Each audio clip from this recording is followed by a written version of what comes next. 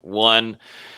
What is happening, guys? This is Logan Robinson from Here the Spirit, presented to you by NoleGameDay.com. We are here on a fantastic, just absolutely stunning Thursday here in Tallahassee as the spring has fully wrapped up. The Amarius Mims saga has finished, and now we get to jump into the fun, which is transfer portal, which seems to be kicking right now for Florida State and Tallahassee with more potential players entering soon. We'll talk about that in a little bit. With me this evening is Austin Veazey, lead basketball writer down below. I like the little Vikings jersey we got there. It's not Dalvin's, but you got to wait until that number 4 comes in, right?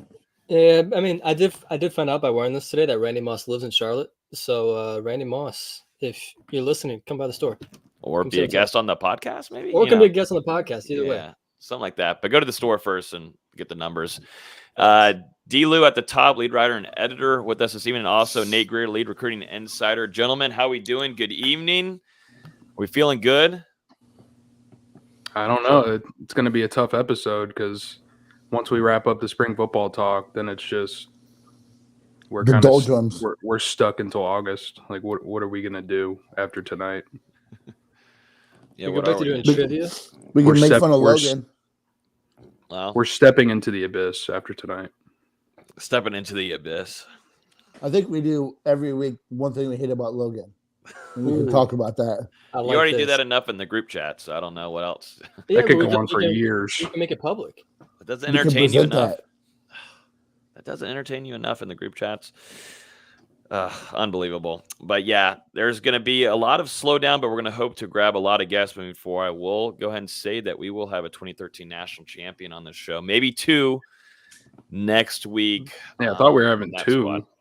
Yeah, we're going to have 2 2013 national champions, and I think this will be the first time those 2 have been on together. So, as always, those usually create some pretty funny episodes. So, we're going to try to bring some more little entertainment while things slow down here in Tallahassee, and we're hoping to have some more guests on FSU's coaching side and assistant-wise, and maybe some players throughout the offseason. So trying to get you guys linked up with some more content as we all have to sit back and wait, and the true dead part of the offseason begins. But as always, listen to the podcast on iTunes, Google Play, Spotify, YouTube.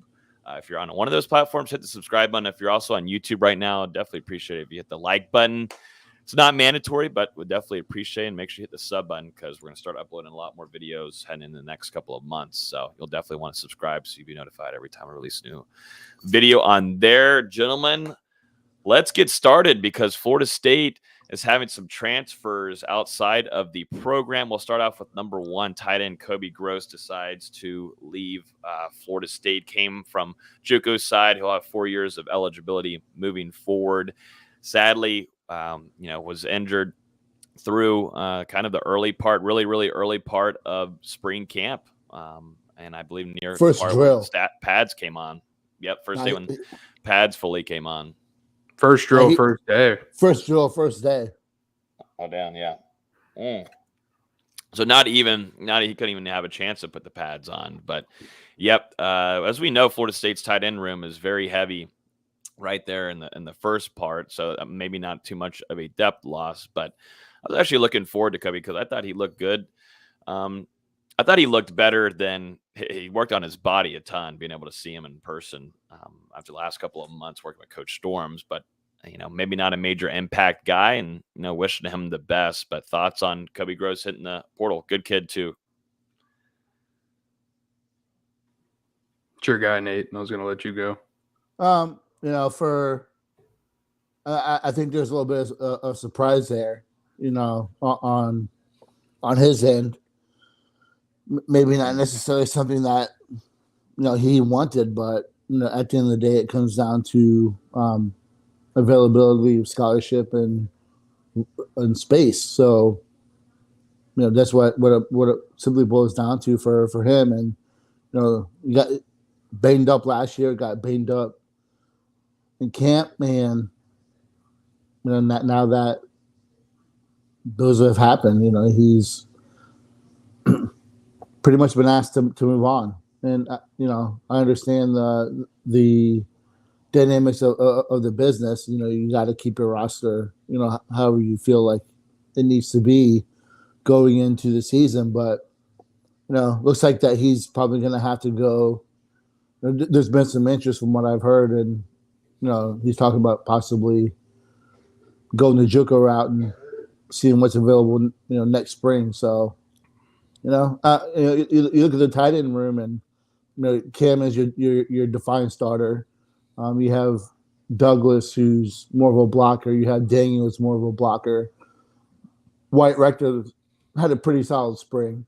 He's an athlete that can do different things. Brian Courtney, he struggled adapting to the college play, but I don't know if we're going to talk about the back end if Florida State wants to maybe look at that room and maybe bring in one more. There's some numbers there, but there's still not a lot of talent. Jackson West is a guy that maybe disappointed a little bit during spring, but still has a lot of ability. So we'll see. But I wish Kobe a lot of luck. As you said, he is a good kid and really liked being in Tallahassee. Yeah, it was a tough path for the kid. Really felt like he got the short end of things because he had that JUCO season get canceled in 2020. Didn't get any game reps leading up to enrolling at Florida State. He wasn't an early enrollee, came in the summer, so he was already a bit behind, and then suffered the setbacks last year with some of those injuries, and finally looks good in tour of duty. And you're thinking, all right, you might see something from the kid, and day one early gets injured, knocked out for the whole spring.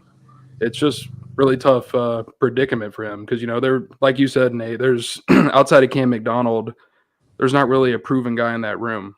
Wyatt Rector, he had an impressive spring, but will he be able to carry that through an entire 12 game season in the fall? Who knows at this point? And Jackson West, still an unknown. You've got the two true freshmen. Jarrell Powers not even here yet.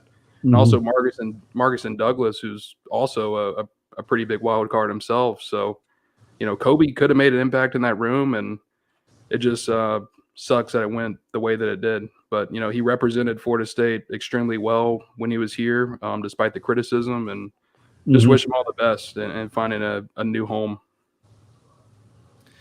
Yeah, no, he definitely represented Florida State very well, and definitely with a lot of the battles on FSU Twitter going crazy, definitely a pretty lethal group on there, and give a lot of players a hard time, and don't really maybe you should know there's the a lot true of circumstances. motivation. Sorry, Logan. A lot of motivation on his part to kind of prove the naysayers wrong. So, I know there's a lot of debate on taking him. I understand why they took him. A lot of people were retweeting my tweet earlier before. I forget where. I think it was after the season. I don't remember when I tweeted it out. So, but no, I stand by what I tweeted. So,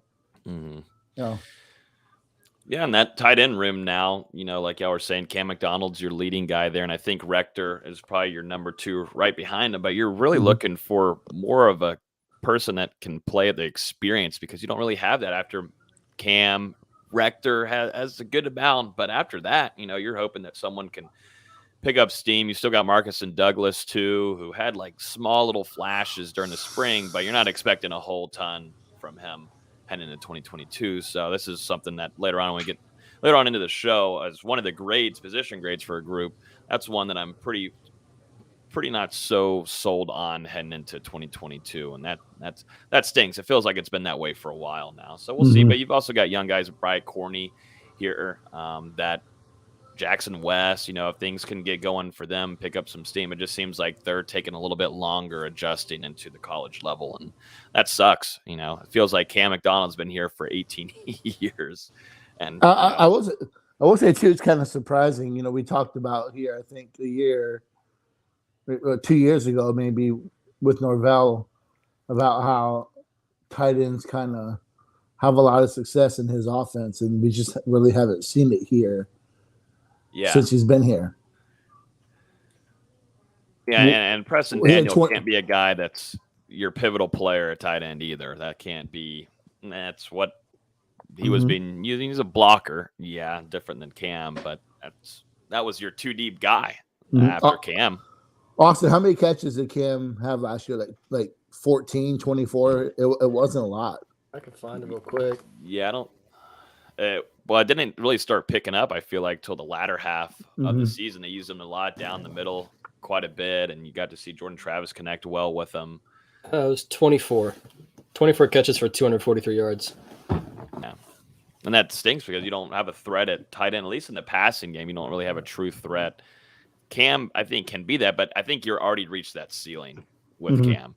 And that's not a knock on him, but that's where you're looking at. Hopefully, that's why you recruit, and you hope to bring in some more threats there at tight end. And, that's something heading into 2022. I wonder if they'll find an answer there in the portal or somewhere. But, if Rector, we saw a pretty decent spring from him, but it wasn't a spring where you're like, okay, golly, he's going to compete for Cam for starting position. This is like a magnitude changing kind of guy. So, that's something we'll discuss probably later on. Another player that has decided to enter the transfer portal is Jadarius Green McKnight, linebacker, sophomore. And he saw what he saw in the spring and said, hey, I think I'm just going to maybe try elsewhere. You saw bring in Tate Bethune. You've got guys around him that have started to play very well. You see Gaynor. You've also got Steven Dix Jr. and Lundy is expected starter heading into next season.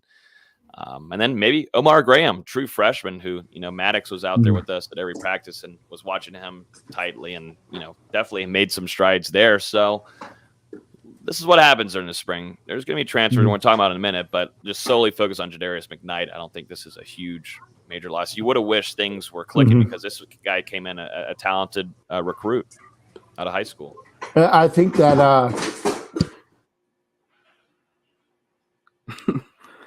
yeah, I don't think it's a very surprising loss. Back to even when tour of duty was going on, he was kind of a guy that I was looking at maybe as a potential transfer candidate down the road, and you just saw it throughout the spring. He was a little bit buried in that rotation with Kalen DeLoach continuing to impress and Tate Bethune coming in and showing some signs. So, he just wasn't going to make that flash, it seemed like, and started out his career as a DB, eventually got moved to linebacker last year, kind of in and out of things with some injuries, and then played a little bit towards the end of the season. But he's a guy that you can tell he wanted to get on the field and show what he can do, and I don't think that was going to happen this upcoming fall with the way that linebacker room is right now. 20 years ago, he would have been a beast at that rover spot under Mickey Andrews. That's just the style of safety that he was. The guy to come up in the box and lay the wood on you. I just think that he's a tweener. In today's game, he's not a safety, and he's too small for linebacker. He's 5'11". We see 5'11" linebackers, but he's not. It's different. He's not. It's not 5. He's doesn't necessarily have the frame to be a complete linebacker. So I just think that he was kind of, I don't want to say positionless in this defense, but, I think I'll go with that term because, he's too big for safety and not necessarily big enough for what they like to do on defense. So at best, he would have been a special teams guy. I understand him looking elsewhere because he can go somewhere else and maybe play in a different defense that he can move back to safety, his natural position. So it's a kid I like coming out. He has some really good film and he stayed committed for a long time. It's just that some kids don't really develop much more when they get to college, and I think that's what you saw here.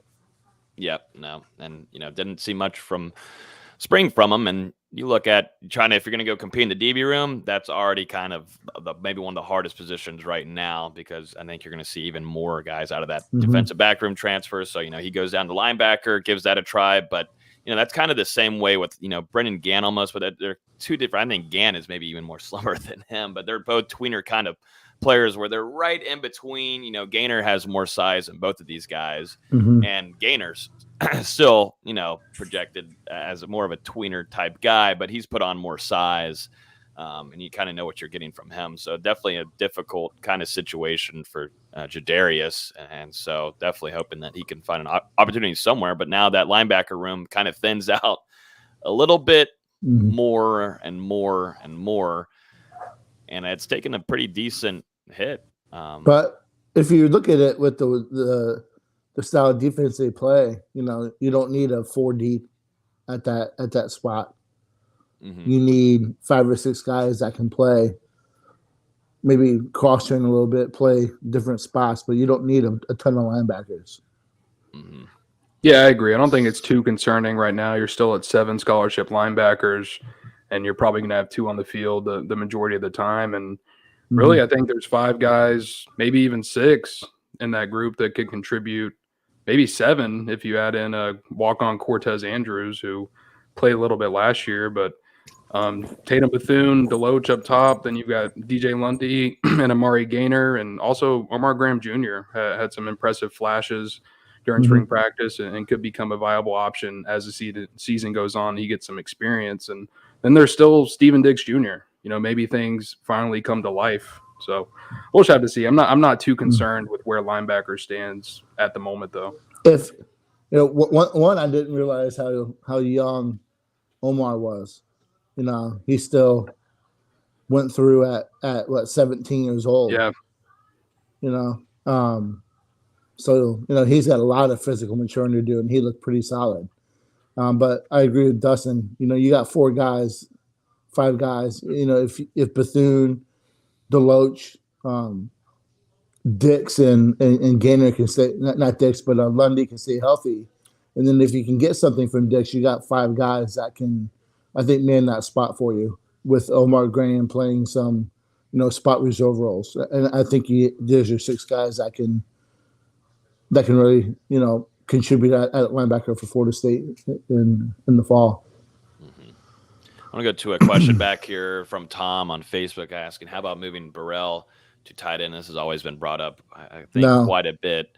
But I don't see that happening. I don't think he should be. I know everybody wants him to be some crazy just build guy and be a, if it's not going to be a speedy route runner, then we got to move him to tight end. If you're not moving Johnny Wilson to tight end, then you're definitely not going to move Burrell. I think him, his certain position at wide receiver, I think you're going to like where he's at. I don't see Florida State making any move there. He's not tall enough, in my opinion, either for that position. He's not tall enough, doesn't have long enough arms. He's not built for a tight end. He's going to be a guy. Not there to block either. I don't know what you have. He's going to be a guy that surprises some people, I think, in the slot. I don't think he's a full-time tight end, but it wouldn't surprise me if Florida State lined up Burrell and Johnny Wilson at tight end sometimes to create mismatches in the passing game. But it's not going to be a full-time move or anything like that where he's getting down there blocking on the goal line and to that level of it. More to take advantage of the receiving factor and creating mismatches and coverages against linebackers and things like that. Because I really do think that would be a good advantage for Florida State. So a question from Camilo asking, is Damori Tate, Florida State defensive back, starting this year? I don't think we are any of us expecting him to start. And I don't believe he has a chance to jump into that 2 deep. We saw him a few times this spring compete the 2 deep, but I think there's a lot of high expectations from him, and this was his best spring, probably his best camp since arriving at Florida State, and you got to hope things click for him, but not expecting him to be a starter. You would love for him to develop it and get some burn in there, but I just don't see enough college experience for him. Definitely not to start, but you got to hope that he can jump into 2 deep. I was just saying, make sure you read our defensive depth chart prediction tomorrow, whenever it gets posted. Yeah.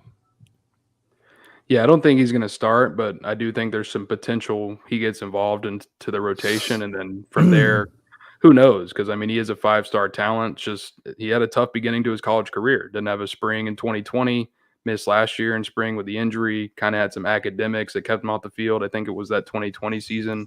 And then last year just couldn't break into things after that early injury. He was too far behind. So we'll just have to see. But, the kid is extremely talented. He was that top recruit in Florida State's first class under Mike Norvell, the 2020 transition class, whatever the heck you want to call it. And there's a talent to tap there.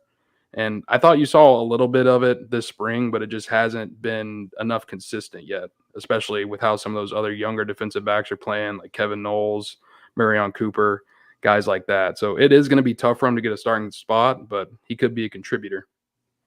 Yeah, he's healthy and he has some confidence. So, build from that and see what happens. Mm-hmm. You also got Grady Vance in there, and you get to see some signs and great flashes. A great, starting spring from Ezra Thomas and Sam McCall. So it's still a battle there for damori Tate, and saw the flashes, but you got to see continuous patterns of that for that to happen, and that'll be a big fall camp for him too. So head into that. So we'll keep an eye on damori for sure. Hope things click for him. Hope things do. It would be big for the secondary if they did. It would be very nice because you got the physical attributes. It's just always about clicking mentally for him, I think.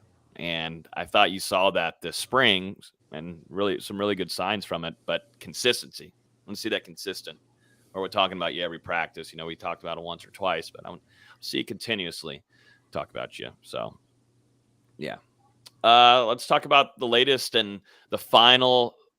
And the final chapter is over for Amarius Mims and that whole situation there. He ends up deciding to go back to Georgia. He decides to go back to Georgia after having a pretty solid trip to Tallahassee.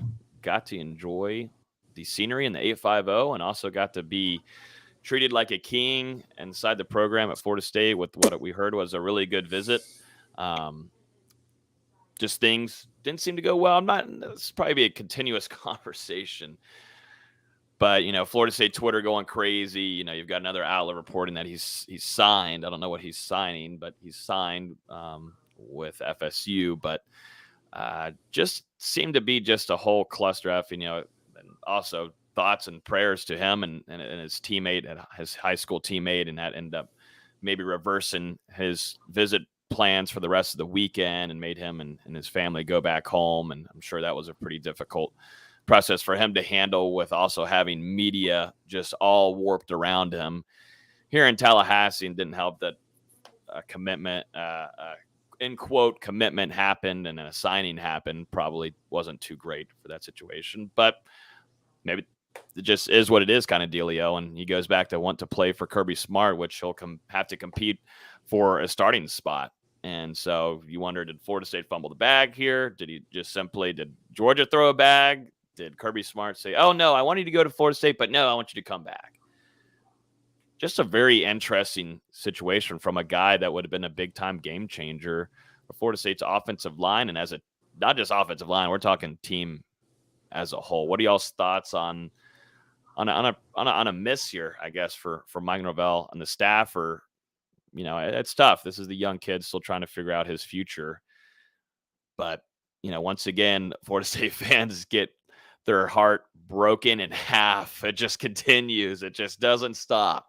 I keep telling people to stop getting so invested. That's the thing. Just don't get on Twitter. Don't get so invested. Don't start doing the hashtags again. I swear, if Florida State fans keep doing those damn hashtags, will they not learn? Stop doing the hashtags. Stop it. Don't do it anymore. My thoughts are, I don't think that FSU fumbled anything. I think they did a hell of a job on the visit. I think they presented a lot of positive options in them being the school for Mims. But, hearing some things behind the scenes of them being, very spiritual, whatnot, I think that everything that happened, from an FSU media site jumping the gun to, the tragedy that happened in his hometown, not saying that that's why, but maybe they decided that those were signs to stay where he was at. And I'm sure Georgia swung back around because they did not want him to leave. Quite sure Georgia swung back around to see what, Florida State had to offer him. And, and I'm sure that, their sales pitch helped convince them to stay in Georgia. But, man, it's a kick in the stomach, man, because it looked like there for a little bit that it was definitely going to happen. It looked like Florida State was going to get their guy finally at tackle and it just didn't happen again. So, I know us here, we're not concerned about tackle, but we all felt that would be a definite answer to the maybe one last question mark for the offense. But now they go back to the drawing board. But I would not say Norvell fumbled anything. I thought that, from everything we heard, it was an awesome experience, and they did an awesome job. So sometimes, fate, if you believe in fate and if you believe in that things are the way they're supposed to be, maybe that's how it's supposed to be. And, Florida State finishes second once again. Yeah, I mean, you just can't make up Florida State's bad luck at this point. Amarius Mims enters the transfer portal on, I believe it was April 10th. 3 days later, he's arriving in Tallahassee on Wednesday night to begin that official visit on Thursday. Coaching staff's there to meet him. Seems like everything starts off very well, and then boom, that same night, a false media report comes out, and next day goes through his visit. Seems like everything's okay. And then on Friday morning, obviously the tragedy happened in Georgia with his high school teammate passing away, and that caused everything to end earlier than expected. And as you noted, Nate, his family headed back to Georgia. And from there was kind of radio silence for, 24, 48 hours or so. And I reached out to a Georgia source, and they said that Amarius Mims had been back on UGA's campus over the weekend and had been back with some teammates. And I asked, what changed? What made him change his mind? And he said, honestly, I don't know what changed. Like that's a direct quote from the source. And, you can't fault what Florida State did here. Alex Atkins, he's had that relationship for a long time. Norvell was personally attached at the hip with Mims throughout this visit. From what we've heard on our side, Florida State had a pretty good NIL offer out to Mims, so they did their part on that front as well. And I just think the chaos of that 48 hours, from the media report maybe making him feel like, all right, he can't feel totally comfortable with this program if stuff like that is going to get leaked so quickly, and then also the passing of his friend. I mean, just I don't know if I've ever, and I'm still pretty new to this, but I don't know if I've dealt with a recruitment like that before. It was a very chaotic 3 or 4 days, and just hope that his family and him are good at this time, especially with everything that's happened, and wish him the best at Georgia. It's tough for Florida State, but I want that kid to find success with everything that he's having to go through. I can't imagine how tough it's been on him. It's tough for Florida State fans, but think about what they're dealing with the last week or so. Yeah, I wouldn't say, there was a comment about Mims using FSU as more of a pay increase to Georgia. I definitely don't think it's anything close to that. But, no, I think there was legitimate desire to see what was out there. It seems like that, Georgia was liking Mims more as a guard. He wants to play tackle. Like Dustin said, he's had a very long-term relationship with Coach Atkins. Florida State rolled out the red carpet and then some. A lot of the team was interacting with him, so they did a great job. And sometimes it just isn't meant to be. But man, what could have been? Yeah, I know. Definitely. And you got to think now Florida State's going to continue to look at the transfer portal continuously to work on that offensive line. Definitely the tackle position. You see Atkins going and visiting now with a few players. So, working that transfer portal and continuing to figure out maybe some answers there, because you can tell after spring they still don't feel so solidified with that depth at least. And maybe starting position, but at least the depth Florida State wants to build on. And I will say, after watching these spring practices, that was one of the weakest things, was that second string. Florida State has got to find an answer there. I don't know if it's just because, and I don't think it's this way. I mean, I do think that you do have two also potential starters with Malcolm Ray and Jared Jackson in there. So yeah, you're facing two guys that could start in a lot of programs, but still that can't be the case with those guys just wrecking through the second string at offensive line, and you're hoping to build that talent. That's what comes with the cycle of building that offensive line like Coach Atkins is doing. You finally have a true offensive line class coming in that is going to be your rebuild year, but it's not going to be immediate. So they're going to continue to have to go to that transfer portal to find guys that have the college experience to play there and perform, and they don't have that at the moment. They have to find an offensive tackle in the portal. They have to. Have to. Yep. No. Yeah, I agree. I mean, you look at it, you have what, 2-3 quality options right now across both tackle positions with Darius Washington, Rob Scott, and Bless Harris. I mean, is there anyone outside of that right now you'd feel comfortable manning that tackle spot for Florida State in a game? I don't know if you can say there is. I mean, you've seen some signs from Lloyd Willis, hopefully raw to work and can keep developing, but they're just not ready yet for that fire. So I definitely think Florida State needs to continue to scour that transfer portal to find somebody to just shore up the depth, because Darius Washington, he had some injury issues last year. Rob Scott did as well. So if those guys get banged up, I mean, where are you going? And this was the problem that Florida State had last year. Whenever you had one of those guys in that starting 5 go out, or even 2 of them, I mean, things just collapsed. So depth has been a problem for, a long time at this point. But Florida State's offensive line, it is in a position to improve, but when it gets beat up, which is going to happen over a physical 12-game, 13, 14-game season, you need guys that you can slide in who are quality replacements. And like you mentioned, Logan, I don't know that there's a ton of guys that they have in that role right now, especially at offensive tackle. Maybe you feel a little bit more comfortable about the interior, shifting some guys around, but not outside. I think Rod Orr, I'll answer that question. From everything I heard, it definitely has a lot of things to work on. His footwork, primarily. There's some thoughts maybe that he's not a tackle on this level. Maybe he's a guard. So it'll be interesting to see what happens with him, because he's got a lot of skill, a lot of talent. But again, offensive line is it's hard, man. It's a hard position to evaluate. It's a hard position to come in and play right away unless you're truly special. There's not a lot of Evan Neals. There's not a lot of guys that come in and play right away. Perfect example is J.C. Latham, the 5-star number 1 tackle last year's class, rode the bench the entire year, played very spot duty at Alabama. Yeah, Alabama has other guys, but he was a can't miss 5-star. It's hard to evaluate that spot. So that's why Mims would have been such a godsend for this program. Someone in the comments here saying that Mims verse would be pretty fun to watch, and I'm right there with you, Timmy, from YouTube. That would have been, get the popcorn ready for that. Definitely would have been fun to watch. Sign me up. Sadly, doesn't seem like that's going to be happening. So, but you never know. It always seems like it's Mims until it ain't here in Tallahassee. But so it's going to happen in the national championship game. So we'll see it later in the year.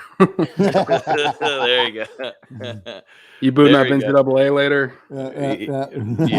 Yeah. So I want to bring this up before we do this spring position grades and then move on to some basketball, because this won't be a long one for you guys tonight. But I want to bring this up because, we're hearing some more things that there's going to be some additional transfers happening. Exit interviews are continuing happening. Some have already wrapped up, and we're expecting to hear a few more names hit that transfer portal. And so, we're hearing a good amount of guys, and that might shock a few people. And, that was kind of, we maybe weren't expecting it too much, but, we weren't expecting a number though that we've been hearing, and it's a decent number. And I think I'm trying to think from Norvell's side of things, and we understand that he's a coach that is straight up with you, and we saw that right away.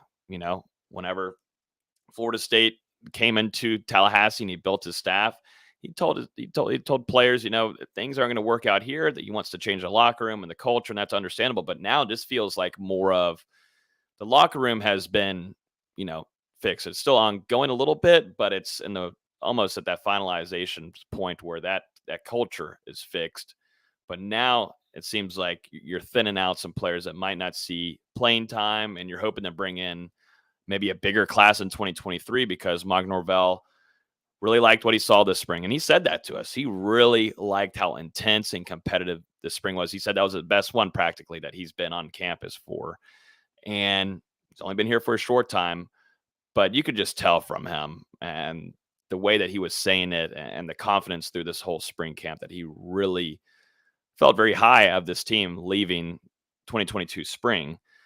Is he feeling like this next season is going to be a pretty good one for him? You know, you get that 7, even 8 win, which would be huge on recruiting to maybe build up your 2023 class. Because if you got to think about it, Florida State's doing so well with 8 wins in the last 2 seasons and getting some of these guys on campus and they're putting them at number 2, number 3, which years and years ago, that wasn't the case.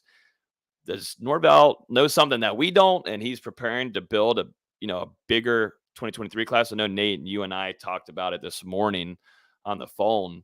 Is that something that Norvell's planning ahead, and he feels pretty well with what he has right now, and is kind of saying, hey, we got to thin the room a little bit and get ready for 2 seasons from now?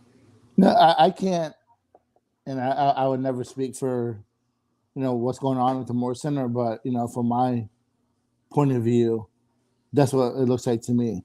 You have some guys who aren't going to contribute to this upcoming season's team and aren't going to be a factor in the future. And it seems like Norvell's just telling them straight up that, it's time to move on. And it seems like that there's some quiet confidence about what they saw in the spring that would allow them to, have a winning season and make a bowl game. And there's a lot of debate on their staff and their ability to recruit and how they recruit. It comes down to FSU having to win, and it's the same tired argument we've talked about even under Willie Taggart. Florida State's got to get back to winning, and Florida State's a school that's going to recruit by itself when it's a winning program.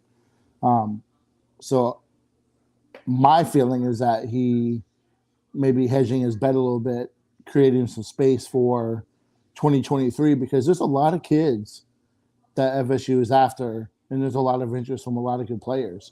And, Dustin and I, talk time to time about, how are they going to fit some of these kids into this class?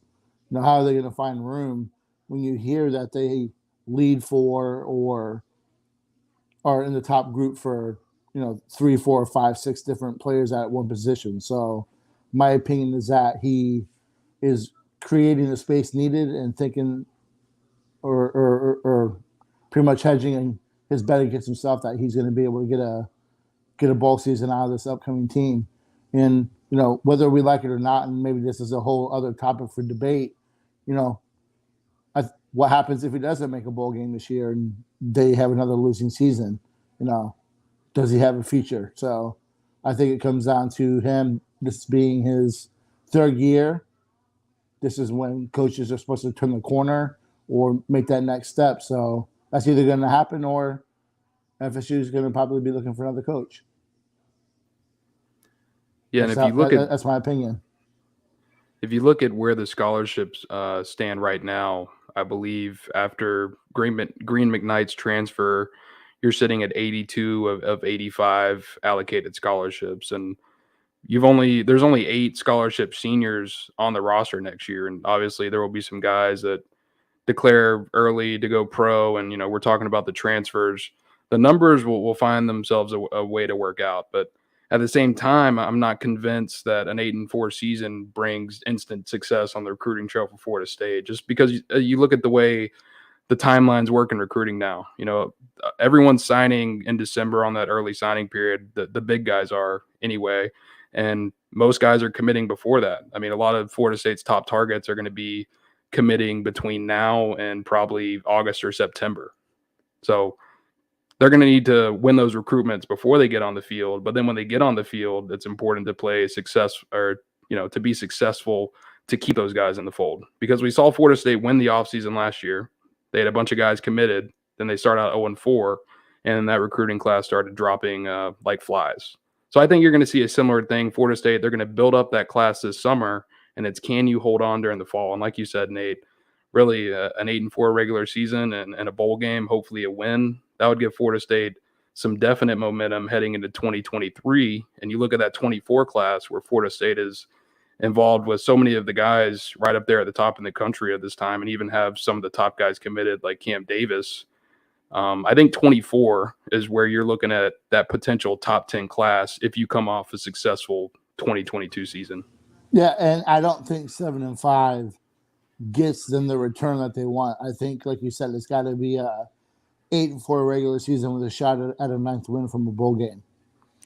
7-5 does show improvement, no doubt, but in my opinion, it's not enough to land what they need and what they think they can land. So there has to be a big season, man. It's a big season for FSU, this fall. Yeah. No, it's going to be a big time conversation this whole offseason, because I do think it's make it or break it for Mike Norvell. And you hear so many good signs from inside the program and outside, and that things are going well. And, watching all these practices and being there for a true spring camp, I think Florida State has its coach, but if it ain't working, it ain't working. And, things got to move on there. But, Florida State also doesn't have all the money that maybe other programs do. So this isn't just a thing. All right, let's try this all over again and do this. You don't want to do that.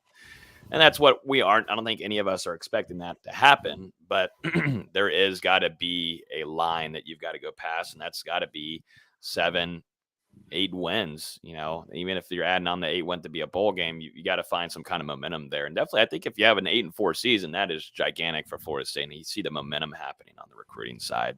And I don't know. It's going to be a big time conversation. It's going to be a fun season to cover, because I feel like, like I said, I think Norvell kind of knows it, and he felt like this was a good spring, and he could be preparing and playing a crazy kind of chess game with us and preparing for that 2023 season. If he does, that ends up being the case, this is a crazy that's a crazy mofo, man, because he's kind of risking it for a biscuit a little bit. You got to think about it. He's risking it a little bit. These guys aren't pivotal players that we're hearing that are in the line of starters. These are, behind depth. You're looking at late 2-3, depth pieces. But these are still, some risks on some guys, and the conversations that these exit interviews are going through, they're tough. And it's crucial that this team is ready earlier in the season, because we saw them come out in 2020, start 0-2 to Georgia Tech and Miami, and then have a battle with Jacksonville State. And we all saw this past season, you come out 0-4. You need to come out week 0, punch Duquesne in the mouth, and then go down to Louisiana, punch LSU in the mouth. You've got to have early success. We've seen this team start to win as the year goes on, but you've got to start out on the right foot to put yourself in position to make the postseason. You can't come out and have these head-scratching games and losses, and then beat North Carolina or beat Miami. You've got to do it from the get-go. Be consistent throughout the season.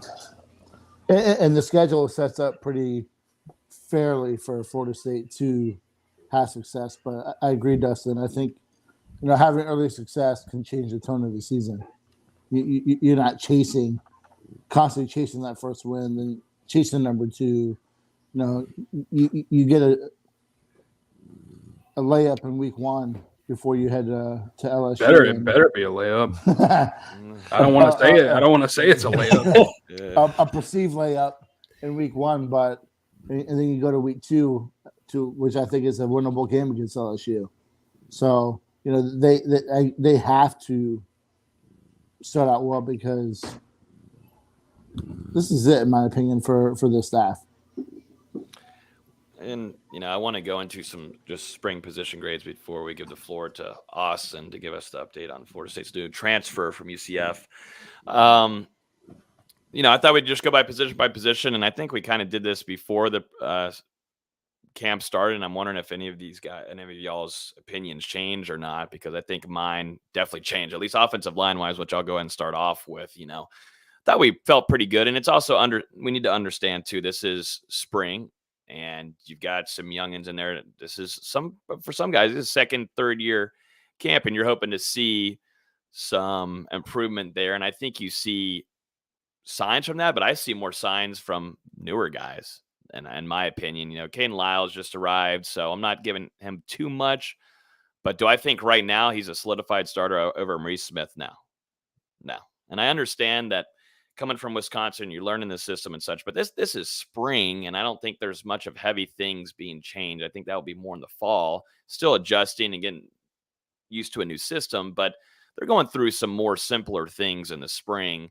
I think more of conditioning for Lyles, and I don't know if he could last 2 quarters right now. I think there's got to be a lot more conditioning working on the body, in my opinion. I think he gets a little bit more vulnerable too because he's a little bit slower there, where you can use Maurice Smith because he's lighter, but Maurice Smith is really too light for you, so you're kind of in a tough situation. But if Caden Lyles is coming in to start right away, I don't feel so good about that offensive line if that's going to be your starting center right now. And so I think my grade, is probably going into out of the spring right now is a solid C. I think after spring on my end of things. A lot of question marks. I'll go C minus because I believe Lyles was a little bit of a disappointment, which you kind of alluded to, Logan. I think that Florida State, or they hoped they had more of an answer at tackle. It seems like the staff wants to put Darius Washington at guard, which I like that. Just the questions at tackle, man. That worries me with a quarterback that's been injury prone. I still think that it's a work in progress. If a guy like Thomas Schrader can realize his potential and stay healthy, it's a guy the staff likes. So I'm really interested to see what happens when they get Julian Armella and Quishan Sapp on campus. Yeah, I'll say C+. I was excited to see the offensive line this spring, and they just didn't live up to expectation. We've already talked about kind of the depth issues. Whenever you lose someone from that top, seven guys, really, you're going to struggle. So Florida State, they've just got to continue working those young guys behind them, the Thomas Schraders, Zane Herrings, Bryson Estes, Lloyd Willis, Rod Orr. Those are the guys that you need to see big signs from over the summer to feel more comfortable about where that unit currently stands. Because we all know football. Someone's going to end up getting hurt. Florida State's going to get a tough break. They're going to lose an offensive tackle or a guard or someone for a couple of weeks, or someone's going to be playing hurt. They need guys behind it. And I mean, I feel like I've said it enough. They need to scour that transfer portal hard. You're not going to be – I've seen some comments about Julian Armella. You're not going to be counting on a true freshman this year. It's not possible. Florida State's done that in the past. They had to play Darius Washington. They had to play Maurice Smith. They had to play Dante Lucas when they were true freshmen. That didn't go so well. So you're not going to be counting on a true freshman. You've got to find someone in that transfer portal, whether it's someone that's strictly a tackle, someone that can flex inside, outside, somebody. Let's jump over to quarterback here. Just a grade off the top of the head here. I think this depends. Depth is once again depth, but I'd go B. You've got your solidified starter with Jordan Travis. I thought watching him during the spring, his progression, deep ball. I still think there's still work to be done, most certainly on reads and looking down the field longer, but at least deep ball wise, I thought you saw some strides from Jordan Travis, and we heard during spring scrimmages, he was throwing some dots, but wide receivers dropping him. So I'm not going to give that hard time on Jordan Travis. So you got your solidified starter, but I'll be honest, I don't think this was a game-changing spring for Tate Rademaker, which you were hoping that you'd see some better strides from him, I'll be honest. And I know some other people were thinking that, but I have my own opinion. And after watching Tate Rademaker from last year practices, not this spring, but the last spring before that, and those spring scrimmages, I didn't see much strides being taken by Tate Rademaker, where, AJ Duffy coming in is still making some plays, still a long ways to go for AJ Duffy too, which that's a true freshman coming in early enrollee. That's what you're expecting, but nothing significant from Tate Rademaker, in my opinion. That's where, I would put this, I put it at a flat B. It could be a B minus just because I didn't see Tate Rademaker make some strides. And we also got to understand too, he is a very, very, very good practice player. He's a very, very good 7-on-7. He can throw the ball very far. He can connect with players. But sometimes when it comes to scrimmages or 11-on-11s, which we got to view all of spring camp, we got to see every single practice. Sometimes it's a deer in headlights, and we're throwing the ball up. And you don't want to know how Sam McCall, true freshman, is grabbing these interceptions. That ball is kind of just going up there. I just didn't see enough from Rademaker, in my opinion. So that's why I'm going a flat B there. Could go minus, but I'm going to give it a B. Yeah, I'll go B minus. You've got your starting guy in Jordan Travis. No one in that room is going to push him for the starting job. He is the solidified starter. The only reason Jordan Travis is leaving the field in a close game is because he's hurt or something. There's no chance for Rademaker or Duffy to jump Travis in 2022 at any point with what we saw throughout the spring. Travis has continued to come along as a passer. And really for me, on him, it just comes down to staying healthy, protecting his body, making sure that he's continuing to slide in the face of taking big hits because he's missed some time. And his first 2 seasons as a starter cannot afford to miss time in 2022. AJ Duffy at this point still looks like a true freshman. Tate Rademaker, you said it, Logan. He hasn't come along as far as you would have hoped that he would. A guy going into his 3rd year in the system, one of the first quarterbacks that Mike Norvell signed when he got to Tallahassee. He just hasn't made that progression quite yet. And I would hope that Florida State can get an early blowout against Duquesne and get those guys in there, work them in some live game reps to kind of help them out. Because I really feel like that's the only way they're going to grow. They need more time on the field. And Tate Rademaker's time at Florida State, he was thrown in against Jacksonville State. That didn't go very well. And we saw this past season when he came in against UF, and that didn't go well. So it's the Jordan Travis show, and I'm giving it a B minus because I'm not comfortable with the depth behind it, and I'm interested to see what Florida State's coaching staff, how they decide to navigate the situation. We've talked about the transfer portal. I don't know if there's going to be a legitimate option for Florida State, and they're probably just going to have to roll with what they've got at this point. Mm-hmm. I just want to mention real quick, Nate, before you get started, to Dupree's talking here on YouTube, saying that we're acting like Tate is playing a lot of games. The only reason in hell we're talking about Tate Rademaker now is because going back to Jordan Travis, how many times did Jordan Travis have to leave the game last year? Mm-hmm. And pivotal moments in a game, you look back at friggin' the first game against Notre Dame, you've got Mackenzie Milton going in there. That's the reason why we're talking about Tate Rademaker, Dupree, just to make sure that you're clear on that, because we're not expecting Tate Rademaker to come in and play over Jordan Travis. But it's definitely worth a damn conversation for a second string guy that has to probably go in because you don't fully have Jordan Travis for a full game for most of it, let alone a whole season. So that's why we're conversating that, just to kind of give you some education there on a fine Thursday, beautiful evening, by the way. Gorgeous weather in Tallahassee this week. I look at it as an individual basis. I'll give Jordan Travis a B+. I think that he's progressed significantly. And for me to think that, I was one of the ones that was anti-Travis last year. So, I think that he's taken the next step. I think that, AJ Duffy's a freshman, but I think he got better as the spring went. And that's what you can expect from him. So I would give him a C. And Tate Rademaker, I just can't say anything different than what Logan said. So, for me, that this is an average quarterback room for college. And like Dustin kind of hinted at, I do think that somehow FSU's got to get another experienced scholarship quarterback in this from the portal. They have to, because Duffy's not ready. Tate Rademaker has shown that he can't do it when the lights are on. And, whether it's right or wrong, we have to just face the fact that there's a likelihood that Travis is going to get hurt at some point, especially if they can't address the tackle spot. So this is an average quarterback room for me.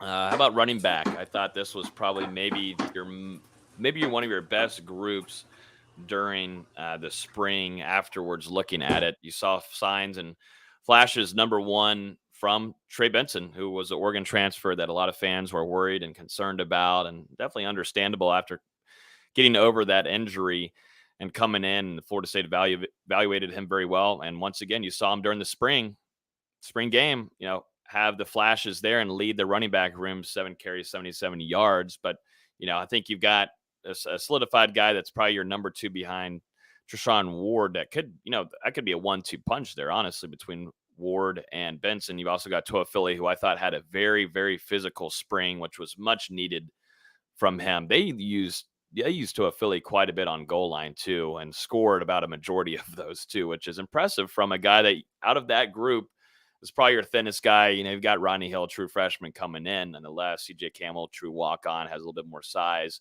than definitely Toafili. So out of this group overall, you saw really good signs from CJ Campbell, true walk-on, who we heard really, really good things out of that second scrimmage from him. Heard a lot of good things about that second scrimmage, and Norvell was really pleased with him. This room has quite a bit of potential, and I'm going to give this room a B+. It's almost to an A. At least probably leaving spring, I'll give it an A. I gotta find an A. I don't know where else I'm gonna put an A anywhere. So if I'm gonna give an A somewhere, it's going to this running back room. I agree. I was gonna say A-. I think that Benson was one of the pleasant surprises at camp. He was a gifted running back coming out of Mississippi. Like true elite top end speed. Had that knee injury, and it looks like he's fully healthy. And I think he's going to push Treshaun Ward for that starting spot. You have a guy who is going to be, so let me back a little bit. We're not going to have a 20-plus carry back, I think, in this offense. Norvell likes the committee. I think he has 3 proven guys in Benson, Ward, and Toafili. You mentioned Toafili. He scores because he has great vision. CJ Campbell, he's going to play. He's Treshaun Ward part 2. And then I think Rodney Hill can be a threat in the passing game. I like what they have here. I like the pieces. You don't have a truly elite guy, but you have 3 guys for sure who I think are above average, in Benson, Ward, and Toafili. And then you have a guy like Hill who can be dangerous in the open field in the passing game, and a guy like Campbell who, by all reports, everyone was excited about the defense, a guy who ate that defense up in the scrimmages. So I would definitely go A-. Yeah, Nate pretty much nailed it. I'm going with an A- as well. 'Cause there was some worry early on, would Florida State be able to find a replacement for Jashawn Corbin in that rotation?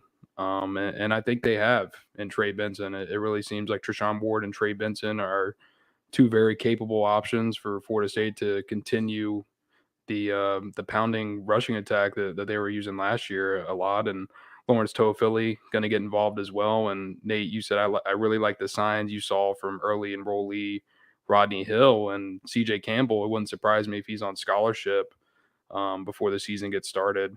Really, the wild card in that room for me is DJ Williams. If he can get back to how he performed at Auburn early in his career, that's just another tool in the shed for Florida State. So you've got 5-6 guys that you can use in a multitude of ways, and I think it'll fit what Mike Norvell wants to implement on that offense when it comes to a by committee rotation.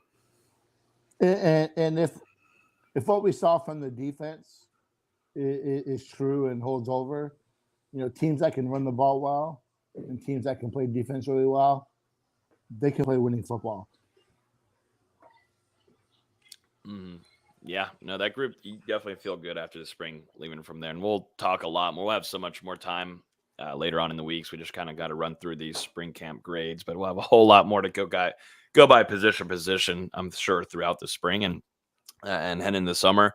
Because this is a pretty big, heavy group too, kind of like that wide receiver room. So do you keep an eye on maybe potential transfers from here? And that would probably be, like you said, Dustin, just bringing up the name DJ Williams, does he end up staying in this rotation? If Florida State is able to keep this whole camp here, because you lost Corey Wren too earlier in spring, maybe a group to maybe keep an eye on, because that's a big rotation. Not expecting much from Rodney Hill as a true freshman coming in, but I do think CJ Campbell's going to jump in there and get some rotation. So does that change some things up?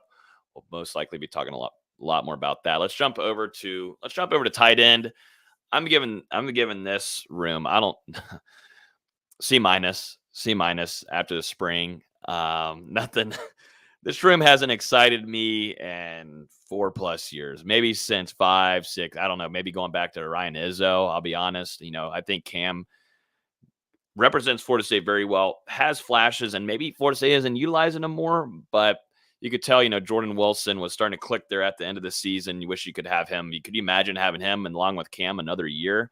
That would be gigantic, but you don't have that. And you're looking at Wyatt Rector. You still got Preston Daniel, and you're hoping that a guy like maybe Jackson West can get things clicking. You got Carter Boatwright, Marcus and Douglas is still on roster, who's had tiny bits. Yeah, Carter Boatwright is gone. I don't think I said his name. You just did. I said Carter Boatwright? Yeah. I meant to say Jackson West. Yeah, Jake. I meant to say, did I say Jackson West? Oh, no. I'm thinking, God, who am I thinking? Oh my God. Yeah, let me struggle here. Embarrassing on live for you, huh? Yeah, hold up. You're gonna cut this out of the actual podcast. Brian Courtney. Dadgummit. Okay, Brian Courtney. Golly, I got those two messed up. Dang it. But yeah, Florida State.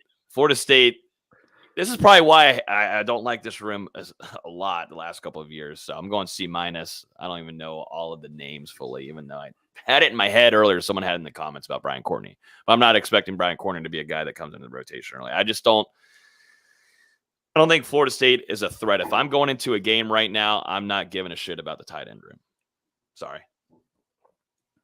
That was kind of harsh there. I feel bad. Cam, I love you. I just wish maybe it's more targets for you, maybe more things for it to work in the scheme. But if I'm a team right now, that's not a threat to me. Are we giving, our true heartfelt grades? Or are we trying to keep it positive for the viewers and give it true? People here want it true on here this year. We don't try to cushion anything. I think it's a D. I mean, I'm not far away from that. I was going to say D. You have Cam, who's your only proven commodity. Wyatt Rector has played, like I said earlier, spot duty. You have Preston Daniel, who's a blocker. You have Marcus and Douglas, who is a blocker. Brian Courtney, again, struggled this spring. Jackson West, disappointed. Jackson West is your prototypical tight end. He's 6'4", 240, runs like a deer, but he had the dropsies. He had a ton of drops this spring. Got a little that concentration part. For me, this is not a room that can help this team after Cam, and for me, there's just a lot of question marks. I would even consider hitting the portal for another tight end. See what's out there, because you need some talent, man. I know it doesn't help this year, but like a guy like Randy Pittman that's coming in, hopefully, is going to help that room significantly, because that kid is a player. But for me, this room is a D. Very, very disappointing room for the spring for me. Yeah, this is my worst graded position group as well, Nate. I'm going with a D, and you feel decent with what you have at the top with Cam McDonald, but then after that, it's just where do you go? I mean, who can you rely on? Wyatt Rector hit impressive spring, but in his college career, he's got 2 catches for 13 yards. So outside of Cam McDonald, who doesn't have even 600 yards of receiving in 3 years, just a lot of different things have happened in that tight end room. There's not much there, and we've seen some departures: Kobe Gross, Carter Boatwright, but I mean, it's kind of bleak right now. like you said earlier, Logan, you would love to have a Jordan Wilson right now because he would really make you feel a lot comfortable alongside Cam McDonald as more of that blocking threat, whereas Cam McDonald's more of the receiver. So I think Florida State, you've got to look at that portal and see if there's some type of grad transfer option that you can bring in to shore things up, because right now I don't know if Cam McDonald, Wyatt Rector, and Preston Daniel are going to cut it. And unless Jackson West picks it up and starts showing flashes or the light turns on for Marcus and Douglas, I don't know that you're going to see very much production from that room with how it looked during the spring. I don't think you get a lot from Brian Courtney and Jarrell Powers, true freshmen. Maybe they can contribute as their career goes on. That'll be the hope, but it's probably not going to be in 2022. So D for me. You can argue that Jordan Wilson was the best head in on the roster last year. I agree. No, room is not so bueno heading into 2022. We'll see if the transfer portal comes in to help. Let's talk to wide receiver real quick. What are our thoughts after this pretty big spring camp? We talked about it a ton because this was going to be very, very heavily competitive. And you've got transfers that have came in like Micah Pittman and Johnny Wilson, who had big time flashes in the spring. You wish that, Johnny Wilson maybe caught those balls in the spring game. Hopefully those can be fixed. But you saw some really good flashes from them the spring camp. And you didn't get to see Winston Wright yet because, obviously a really tough, tragic car crash had put him definitely sidelined for the rest of his camp. And he was really limited to start off camp. And then, you look at Deuce, who's still a limited guy, who's not really limited. He's actually a developmental and a project player. And, I saw a little bit there, but you definitely saw potential big time playing time, potential starting playing time for a guy like Micah Pittman and Johnny Wilson. And how's this going to change up things for Keyshawn Hill and Portier? You got Williamson there. Malik McLean is a solidified starter heading into 22. I think this room is a solid B heading into after spring, in my opinion. Which I think going into it for me, I think I was around that B minus C because I had to have answers. I had no idea that Johnny Wilson, that was a surprise guy for me. I was not expecting, even Micah, I wasn't saying this was going to be a big guy that would make those contested catches, be a threat in the end zone there. And I think he shocked a lot of us there, a lot of the media there about how he performed. And Johnny Wilson, by far, yes, that was a shocker. But this was a better grade coming out of the spring for me. I think B's a good grade for the unit. And I mean, it's an improvement over what we saw in 2021. And I think it just comes down to, you mentioned those top three transfers coming in, and Pittman, Johnny Wilson, and Winston Wright, who hopefully he can return to full health, around fall camp or so and contribute in the 2022 season. A lot of expectations on those three, and just Malik McLean moving into a sophomore year, Joshua Burrell back healthy after that lower body injury a season ago. There's some guys that can contribute for Florida State, as well as Ontario Wilson and Keyshawn Helton. I think you've got 6, 7, 8 guys that you feel comfortable throwing out there, and it's an improved core from last year than what Jordan Travis was throwing to in 2021. And it's just big throughout these next 4 months, organizing those player runs, 7-on-7s, getting out there, getting as many reps as possible. And Winston Wright continuing to progress because he could be a game changer for that wide receiver unit. We didn't even get to see him in the spring. And you talked about Jordan Travis's progression with the deep ball. I mean, imagine when that guy's back and he's throwing to someone with that type of speed. So I think the best is yet to come for these wide receivers. They were still kind of getting into the groove of things throughout these 15 spring practices.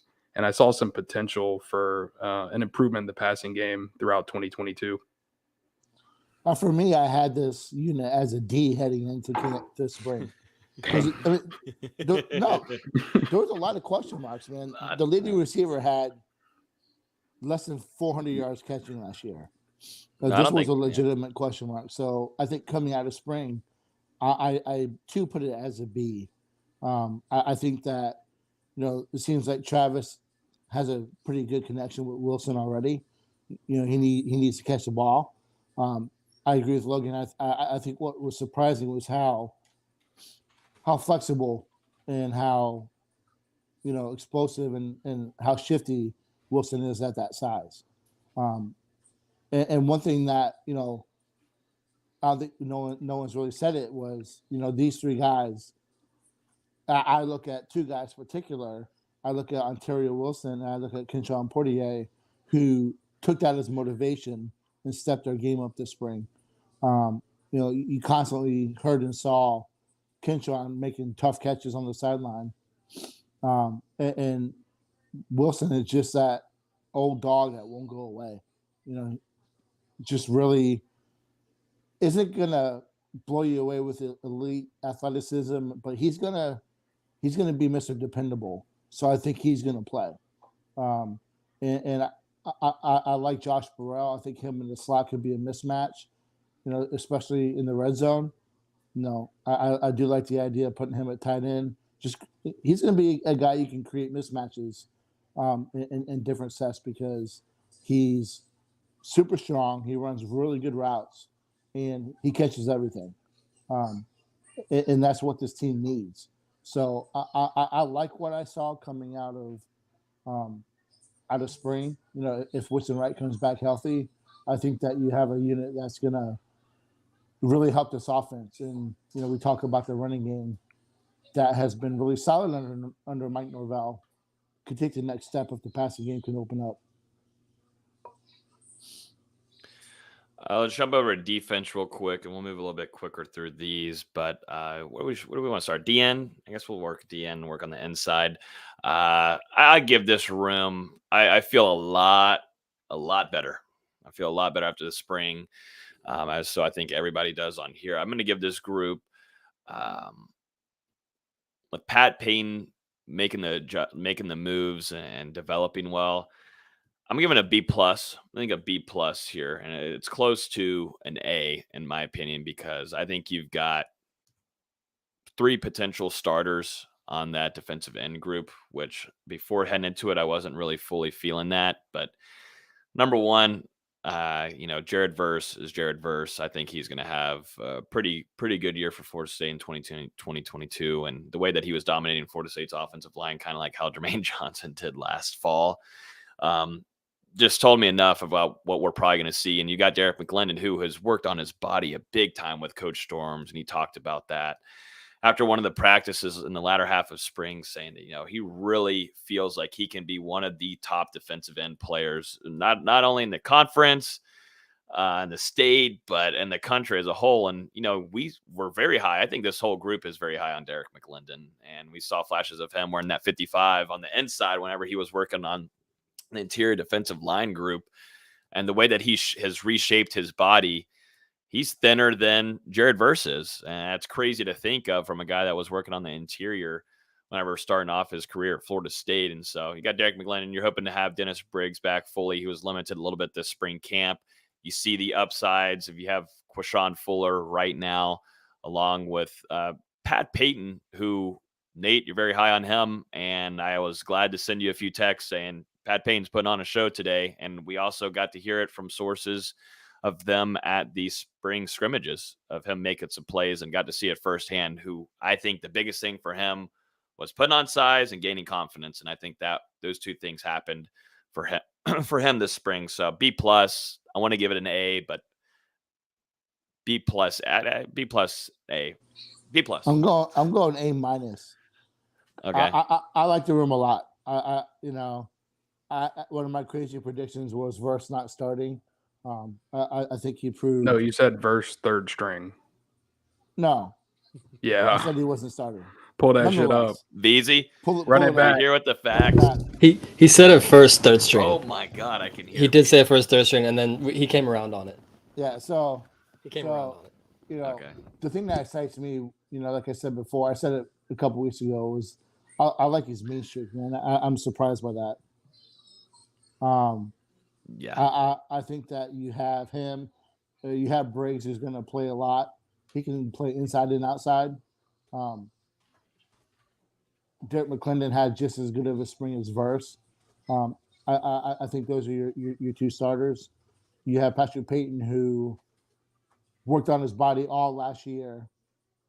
In my opinion, is maybe the most natural pass rusher, and he's going to play. You have there's your two deep right there, and then you have a Quashon Fuller. Who knows what happens with him, but he's progressing like you want. We haven't talked about Dante Anderson, probably going to redshirt, but he showed a lot. He showed a lot this spring for a guy who was a walk-on early in the enrollee. And then you got Byron Turner, who the coaches like a lot, coming off the shoulder injury. So there's a lot of guys to like, and I feel really, really good about this position group. Yeah, and I'm not even sure if we mentioned Leonard Warner, who's also back and could contribute on the edge for Florida State. I'm sticking with you, Logan. I'm going with a B+ as well. Really love those signs that you saw from Verse, making that transition from FCS to FBS and not even blinking from the time he arrived in Tallahassee to now. I mean, he's just continued to dominate. And by the end of that spring, you really saw that the passion that he was playing with was on display with the rest of that defense. They were buying into what he was doing, and there were some very physical practices, guys getting after one another. And he's gonna be a problem on that defense. I think he's gonna create some things outside of plays for Florida State during the fall. I think he'll draw some penalties, piss some people off, draw some personal fouls. He's going to be very useful. Obviously, we all know what Dennis Briggs is. As long as he can stay healthy, I think he'll be a stalwart for Florida State, switching back to the outside. Darren Mcclendon is a big surprise, and just want to continue to see him and progress. No, he's not. I told you. I didn't think he was a surprise to me. Just the way that he attacked the offseason conditioning program, and his body has continued to develop. Yeah. He just looks like a completely different player, and he's also found that confidence factor as well that I think maybe escaped him a little bit early on. And you can see him, the light has turned on. And we mentioned Payton, Leonard Warner. So really you've got four guys I think that are viable options to start, and then 6 or 7 that could be in the rotation. Mm-hmm. Yeah, no, and you saw the signs like Nate was saying. Dante Anderson, that's a guy that's not going to be a pivotal factor, but if just going through guys that are back there in the depth chart, you see those small signs, and Dante put on some size too. What Coach Storms is doing with some of these guys, and with Byron Turner, definitely Payton, and most certainly Dante. Dante has a nasty punch, and like you were saying, Dustin, you got to hope the biggest thing for probably Verse is probably calming him down, because I don't know. You got to calming him down. You kind of have that Timmy Jernigan kind of vibe where you just got to calm it down just a tad. You're going to do your thing. But he's a guy that I thought condition-wise is making plays first down, second down, third down, fourth down. He did that all through red zone drills this entire spring.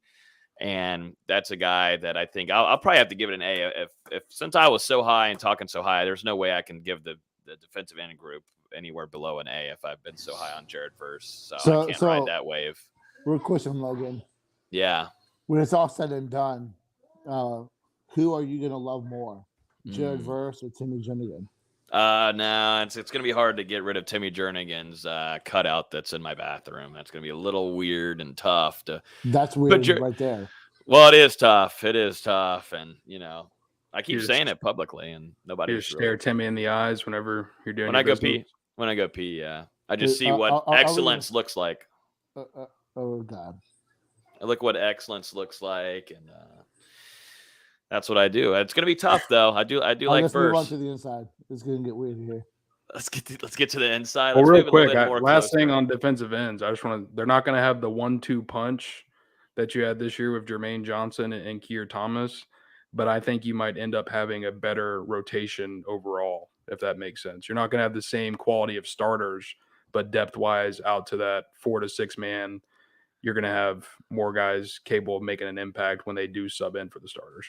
And I don't mean to sound bad when I say this, but last year the guy that came in was Marcus Cushney, and you had significant drop off after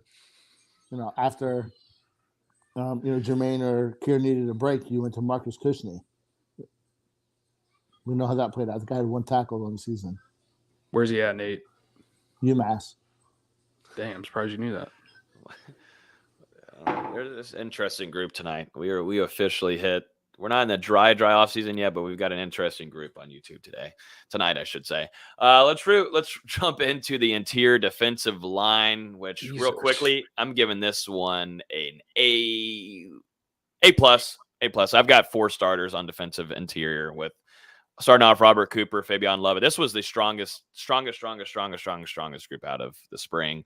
Fabian Lovett, Robert Cooper, Malcolm Ray, Jared Jackson, Joshua Farmer. Those could be 5 potential starters. I still need to see more from Farmer, but I mean the size difference that he put on, and some of the punches, and goddamn, that's a big boy coming through the middle, along with those other 4. And I was really kind of shocked by the strides that we saw and the maturity that was growing between Bishop Thomas and Daniel Lyons. I think Bishop's a little bit more ahead, but that doesn't really matter that much. If you've got these 4 guys and a potential 5 with Joshua Farmer getting in there, you feel really, really good about this group. So I'm going A+. I go solid A. Nothing that I can really say different. I think Florida State's front line is going to be one of the best in the conference. I feel really good about Lovett, Cooper, Jackson, and Farmer, who I think is going to play. Malcolm Ray, really like him a lot. They have the depth, and they have guys that can have some interchange, some versatility. I'm going A. As long as everyone stays healthy, you have a front 4 that's going to create some havoc. Yeah, I'm a hard grader, so I can't go with an A+, but I will go with an A, and I agree with you, Logan. This is Florida State's strongest position group throughout the spring, and I said it a couple weeks ago, but this is the unit that is going to be the backbone of this team and this defense in 2022. I mean, really, any 4 of those guys, you would feel comfortable if they were starting. If Fabian Lovett and Robert Cooper weren't here, I don't think anyone would have any qualms about Malcolm Ray or Jared Jackson stepping into those roles. And I mentioned it before, but that injury to Dennis Briggs last year, it kind of became pivotal for Florida State because it gave those guys a chance to develop. And now you've got 4 bona fide monsters back there. We'll see what Joshua Farmer and some of those other younger guys do. But as long as those top 4 stay healthy, I mean, you're feeling excellent about the interior of that defensive line. Mm-hmm. Yeah, no, you're feeling really good. And I got to say, I got to give props. Probably a guy, I already know what I've got with Lovett and Cooper, but I got to give my props to Jared Jackson. I thought he had, out of that defensive line group, I thought he had a really, really good spring. And I'm excited for him heading into 2022. And you got to like that. And you saw the really good flashes from Malcolm Ray too, but I could keep on talking about defensive line. This group just ran the spring, man. I think Adam Fuller, Coach Odell Higgins, gotta love Coach Higgins. I spent a lot of time watching O-line and D-line. They'll have a lot of 3v3 battles, and then they'll have one-on-ones. And, that's a fun group to watch. Odell Higgins versus Coach Atkins. I'll tell you, that's where you get your popcorn out, and got to see those guys develop. And, I think that group with that defensive line and that first string offensive line and those guys battling it can only help that offensive line. But you can tell that it's just a different level. They're on a different level. Let's jump over to linebackers real quick. Grades here. What do you got, D-Lou? How you feeling after the spring? Some question marks. You got some guys in the transfer portal, but nothing too pivotal yet. How we feeling on this group? Because this was another question mark heading into the spring, as usual. Yeah, I didn't hate the linebackers last year. I just thought outside of Amari Gaynor, it was a younger unit, and we saw those flashes from Kalen DeLoach and DJ Lundy as the season went on. And we kind of talked about it a little bit earlier when we were talking about Green McKnight transferring, but I feel pretty comfortable with where the unit stands at this time, particularly with Florida State's style of defense. You're only going to have 2 guys on the field the majority of situations, and Tatum Bethune, Kalen DeLoach, they can hold down the top of that rotation, and Amari Gaynor, DJ Lundy, Omar Graham Jr., maybe Steven Dix Jr., going to be pretty heavily involved, I think, as well. And Florida State, they've got a lot of options. They've got guys that are better at stopping the run. They've got guys like Amari Gaynor who are better rushing the passer.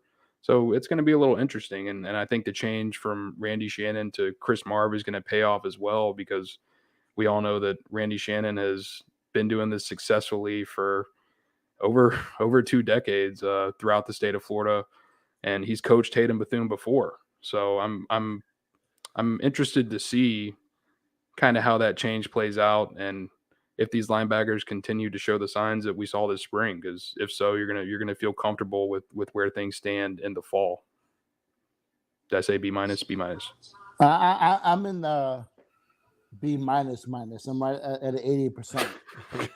B minus. You know, because I do think Tate and Bethune lifts this room up significantly. I think that, you know, Kalen DeLoach's progress last year was one of the top 2 to 3 surprises of the whole team last year. You know, DJ Lundy dropping weight, looked a lot better in pass coverage. That's going to help him out. Feel really good about Amari Gaynor. You know, he's still a little bit of an enigma. Doesn't really necessarily have a home, but he can be used in a lot of different positions. So I think you have 4 guys you like. And as we said earlier, when you're playing only 2 linebackers, you have a solid 2 deep. If Dix can, you know, on the hoof, Dix looks like $1 million. You know, we can all agree, you know, in the gym, Yeah, he's the man. Played early and played a lot as a freshman and showed some potential, but we really haven't seen a lot of progress. So if FSU can get some growth out of him, that helps this unit significantly. And I'm putting a little asterisk next to Brendan Gant, because I still think that that's someone that can help that unit. You know, there's not a lot of guys that have his physicality. You know, he can cover in space, you know, in that 15-yard range. And I have my eye on him, because I think he can help that unit too. So I'm not excited enough to give it a solid B, but I do think it's a little bit above an average group. So that's not why I have B minus. B minus. Now I won't say anymore. Y'all kind of touched on everything. I will mention Lundy in the spring. This in the spring looked really, really good in coverage, and that's where I think it puts a tough spot for Steven Dix Jr. And we'll see. Steven Dix Jr. still had great signs, but Lundy, I thought, is still a step ahead, and so we'll see if that affects Steven Dix Jr. there. But I'm gonna give it a B minus heading out of the spring. Yeah, and you know, I talked a little bit about it in you know, predicted depth chart piece, but you know, DJ Lundy's the best run stuffer this unit has. You know, his instincts are really good. You know, he's a thumper, so he's gonna play. And the fact that he improved in the passing game, you know, that bodes well for him, because he played a lot last year, and he's going to be dependent on this year too. So.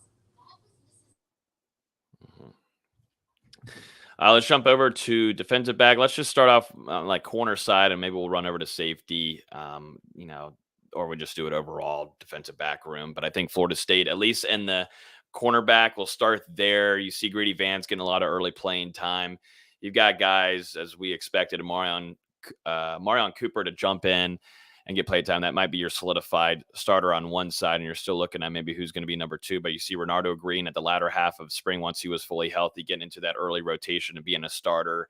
I'm going to give this room I still want to see more from them, and it's hard to grade from a spring. I mean, it was a really good battles between them and wide receivers. I'm going to give it a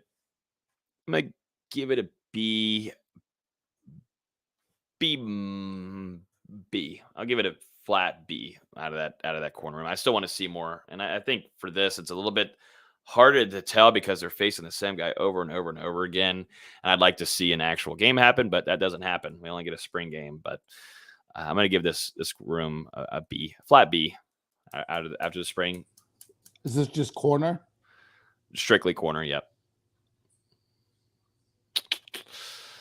It's iffy. You want to go, Dustin, or you want me to go? You can go. It's a tough. I'm going B plus, man. I like this room. I feel Marion Cooper is gonna make a jump. I think that he's gonna contend for, you know, all ACC I think Wow. that They put it down. Bold predictions. Yep. I think that Renardo Green, he's a guy I've always liked. He started as a freshman, battled some injuries, and looked really good this spring. So I think those are your two starting corners. Really like the two youngins, but you even have Kevin Knowles that plays some outside this spring, working on different packages. The development of Damori Tate, if that can continue, is going to help this unit. Jiren Jones is a veteran. He can come in and play some spot duty, but I do think his time as a starter is over at Florida State. I think he's been passed. I think it's a young room, no doubt, but I think it's a talented room, and there's some really good pieces to work with. I really like the combination of Green and Cooper. I feel very good about this unit heading out of spring. Yeah, I agree. I'll have to go with an A- for the cornerbacks. Really impressed with the continued progress from Kevin Knowles and Amarius Cooper, and the resurgence of Renardo Green. Man, it's been impressive to watch. Dating back to seeing him at Tour of Duty, and he continued it throughout the entire spring. And I think he's going to be a real difference maker in the defensive backfield as long as he can stay healthy, and he can switch between that natural cornerback spot and also the nickel back. So we'll just have to see how Florida State uses him in that defense. And bringing in Greedy Vance, that's a solid addition as well, and also the true freshman. And like Nate, I think maybe it's a little concerning that most of these guys are still relatively early in their college career, but at the same time, you saw what Kevin Knowles and Amarius Cooper did last year as true freshmen. They came in, they stepped up, and they made an impact on that defense, and I think it's only going to continue. And Greedy Vance, same thing at Louisville. He was pretty impressive over there, and he should be a solid addition. Maybe losing Jarvis Brownlee hurts a little bit when it comes to run support, but I'm confident that these young, tenacious defensive backs, you look over at Sam McCall and Azari Thomas and the way they competed this offseason, the mindset that seems to be on their shoulders. These guys are ready to come in and punch you in the mouth. So regardless of the youth, I think they're ready to step up and compete and prove that Florida State's defensive backfield is primed to make a resurgence. We've seen it at Florida State, and we see it across the country that I think corner is definitely a spot where guys can come in and play early and make impacts early. It's a hard spot, don't get me wrong. I think, I think corner is one of the hardest spots in football, but I think that Florida State has, to follow what Dustin was saying, man. McCall and Thomas have lived up to the billing. I think, which makes you feel really good about this run. Yep, got into some early rotation too. Not talking starting rotation, but got into some second deep and such that we were able to report on. And that first practice we saw, they were like fourth on the depth chart. Yeah, they've climbed up and they've earned their spot. Yeah, so first, you usually have first and second string in the IPF, and when the media is there, we're able to report on those kind of things. But starting out the spring, they put out the third, fourth stringers out in the outside portion of the practice field, and they ran their own 11-on-11s to start off the practice. But started to see those two started creeping into the IPF, and then later on throughout the camp, they were given opportunities in the twos with the AT and Sam McCall, and that is great. And I think Norvell just spoke highly about him. He got asked all kinds of questions about those two, but the future there at Florida State DBU, it kind of will continue on, I think, with Sam McCall and Azari Thomas. Those are some two guys that you feel really good about heading into the future of their corner positions. And Jiren Jones better watch out, because he is in danger territory right now of these young guys just completely passing him up in the rotation. So, need to see some signs from him. Yep. And you saw flashes from Tate too this spring. So we'll see what ends up happening. I wonder, in the comment here, that's his actual name, I know the podcast listeners are probably wondering what the hell I'm talking about, but I wonder from YouTube is asking, who are the best tackling DBs? We're probably getting to them right now. Jamie Robinson and Keem Dent, those two guys seem to have just killed Renardo Green. Yeah, Renardo Green. But specifically now going over to just the safety room, I'm giving this grade an A heading out of spring. I think you've got some solidified starters there with Akeem Dent, who had maybe out of that whole entire DB room, the best spring camp out of anyone. And I know there was some talk or chirps. I don't know. It was over the weekend, and I'll be honest, I was there kind of on a vacation and feeling things out of maybe a potential moving spot. So I was not really on my phone as much. And yeah, of course I was drinking. There was things that were going on, and I was enjoying myself just to have a couple days off. And I saw this Akeem Dent stuff, and that would have been shocking to me. I was in St. Pete. So you were in St. Pete. You didn't tell me. That's probably why, right there. St. Pete is literally like 15 minutes from my house. Do you know that I'm about to be down there a lot this fall, so I'll be coming to see you a ton. Well, for all I these don't Bucks want to games. see you on a permanent basis. Once every 6 months is fine, but Your face does look a little scared. I'm coming over for family dinner, baby. You're more than welcome. Oh, I'll come You're over. more than welcome. I can sling it on the grill, bro. Whatever you want. Dustin's looking weird. He's sad he didn't get invited. That's all it is. I got sweet tea for you, Dustin. Ooh. Now he's excited. But back to what's important. Back to what's important, though, the safety room. I'm giving this room an A. I knew what I got with Sidney Williams. I know what I got with Akeem Dent. And most certainly Jamie Robinson, who killed it with his ladder. He was a little limited this spring camp, but looked really, really good at the end of it all. And this is what you get with Jamie, and you're so glad to have him back. I think that might be the player that, there's a lot of them, definitely on the defensive line and some other groups that you're glad that some of those players came back. But Jamie Robinson is going to be huge for Florida State in 2022. I'm giving this room an A. I'm giving it an A too. I think you have 4 guys who can start. I think Jamie Robinson is the alpha of the defense. Akeem Dent, phenomenal spring. He settled into that safety spot. You have Sidney Williams, who can play both safety spots, who's been a starter. Really like what he brings to the table. Shaheem Brown another guy had a really good spring, who could also be a starter. And one guy we haven't talked about, disappointingly, is Travis Jay, who coming out of the camp is third string. For me, it's a guy I've always been high on. Just a naturally gifted football player, but it just hasn't clicked.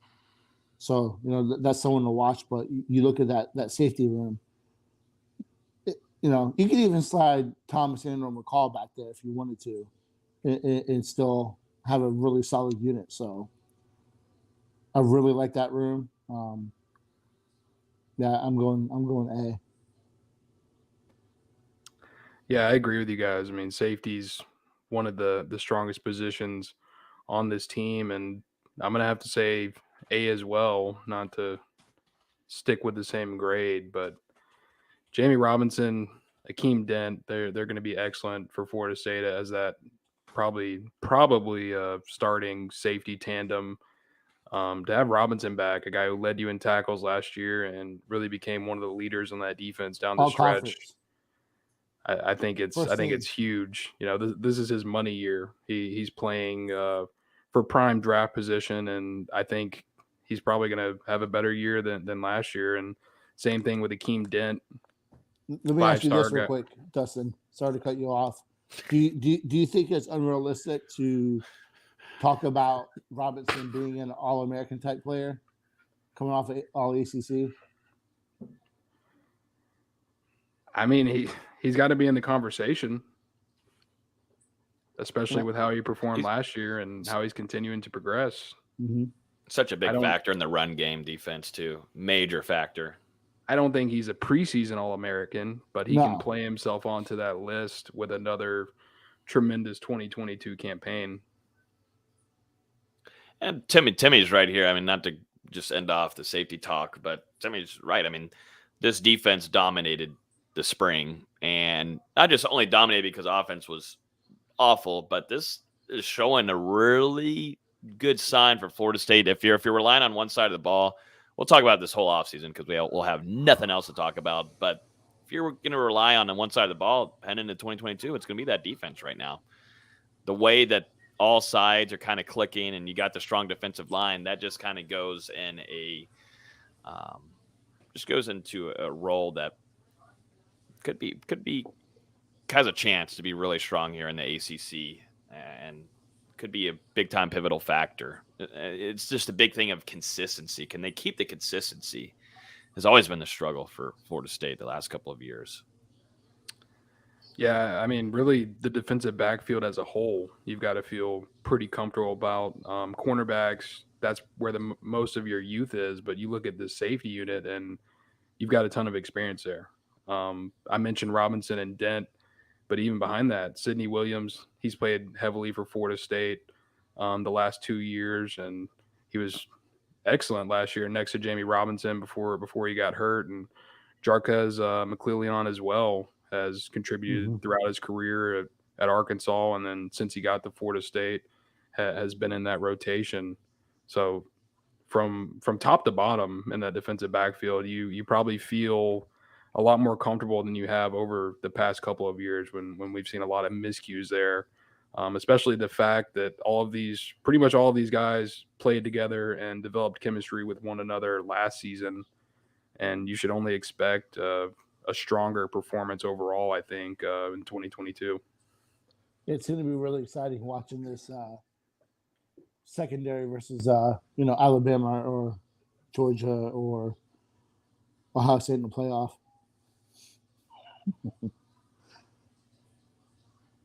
You're muted, bro.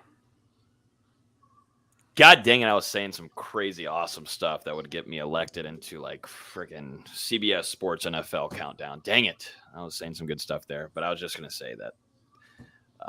That's going to be awesome, Nate. I can't wait to be there in the press room with you, because if Florida State ends up winning a playoff game or anything of that nature, definitely making it to a national championship, Nate's going to like yell like a motherfucker.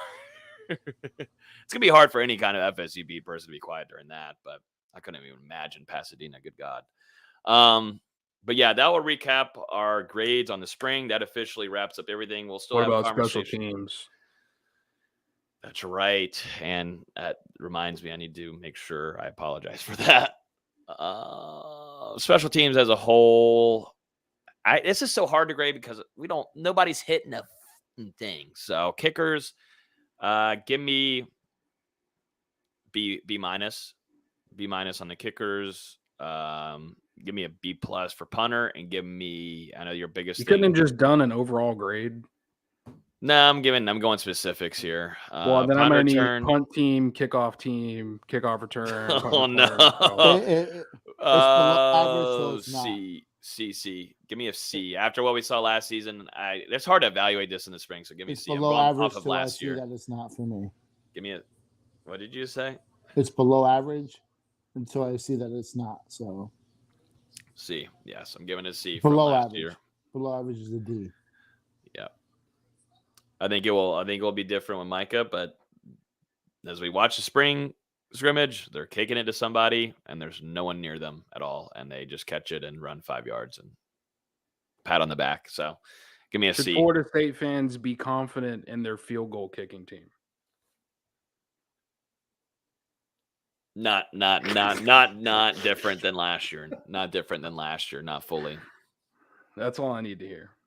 There you go. That's what the people want. That's what the people wanted to hear. That's why we saved it for the last bit of the football part of things here. Because we get from down under. How's he looking? The Pounce, a lot of high kicks. They're, when we're in the Dick Hauser watching it, they do go definitely high up there, and really good elevation on those kicks from the punter from, say it, Dustin. The punter from down under. What about the long snapper battle? Who's pulled ahead in this thrilling competition? I'll be honest. We got Garrett Murray or James Bradbury. Why is that looking funny? good? That's gonna be something. That'd be like a Tyson Fury / Wilder fight. That is a battle that we won't be able to see until the lights kick on against Duquesne in week 0. Yeah. It's a tough one to break down. Garrett Murray being a homegrown talent, and you brought in Bradbury from the transfer portal, and he locked down the job last year. But I'd be interested to see if Murray can get a leg up on the competition. He got 4 months now, and I'm sure he's going to be working on that snapping time. He's got it down to 0.16 seconds, and if he can get it to around a 0.1, you're feeling really good heading into August. So keep your eyes on long snappers. Underrated unit. Bang. There we go. There's the analysis there from Dustin. That's why we have him on the show weekly. You only notice them when they mess up.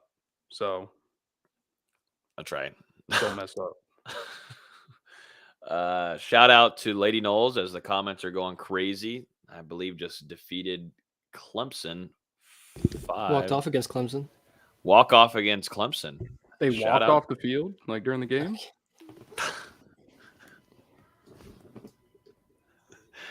And this is why we're not boycotting the game. No. No. I don't watch the bat sport, so I'm baseball. I don't either. To be fair, we can't be wrong though. Whenever like College World Series, when College World Series comes around, though, I'm fully invested in that. Right now, let me get some time.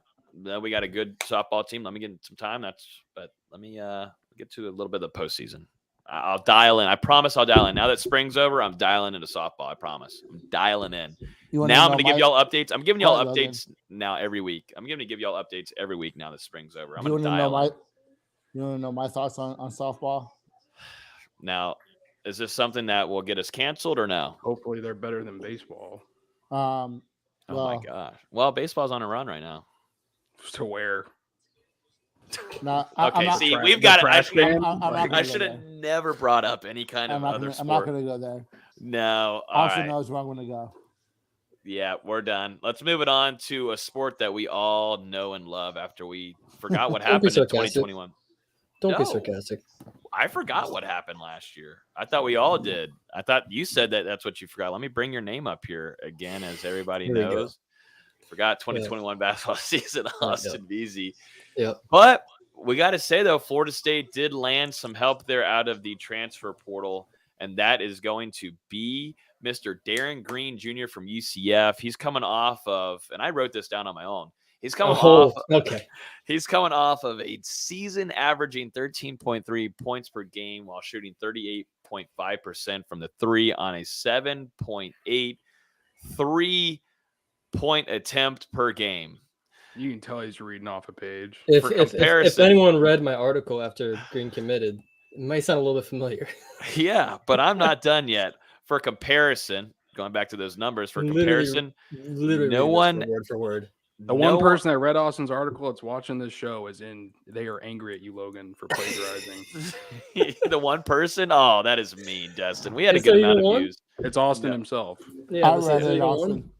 Austin, I read all your articles, man. That is total bullshit. That is so BS. That is total BS. That is not.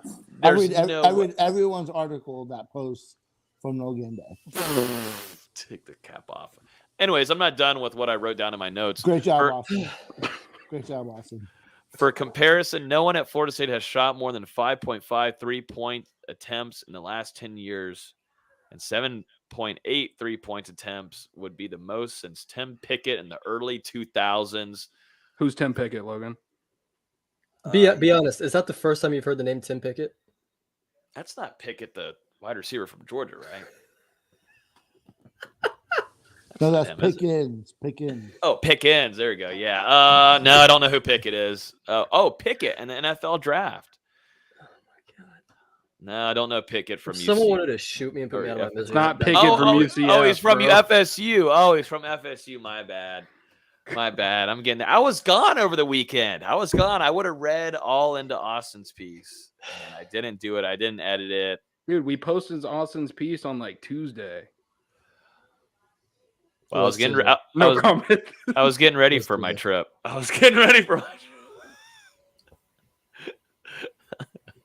Okay, I'm dialing. I'm going to get back into basketball when it gets closer. So, VZ, give us the latest because we do have some basketball freaks in here in the comments. So, we do need to educate them on Florida State's new grad transfer.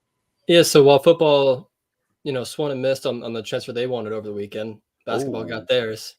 And Darren Green Jr. Green's a phenomenal player. All right, Austin, I lied. Your articles suck. Unreal. This is a guy the basketball team has been missing really since PJ Savoy. But Savoy didn't have the off the dribble threat that Darren Green does. I mean, a guy that can put up this kind of shots in this kind of volume, something Florida State's really never had. It's going to be really interesting to see how he does in this offense, really in this system, because he's not that much of a defensive player, but he's got decent enough size and athleticism. But finally, we have someone that can shoot. You know, the FSU really struggled with that last season. They just could not shoot. And now you have a guy that can shoot about 40% on 8 attempts per game. That's a guy that's going to be a threat.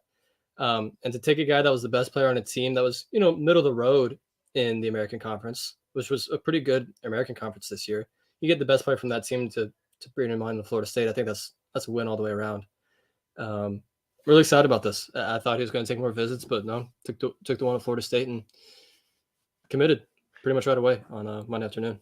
So is this a guy that comes in early into the rotation? That's probably what most us 100%. fans are wondering. Yeah, he's a three-year player, started pretty much every game in his career at UCF.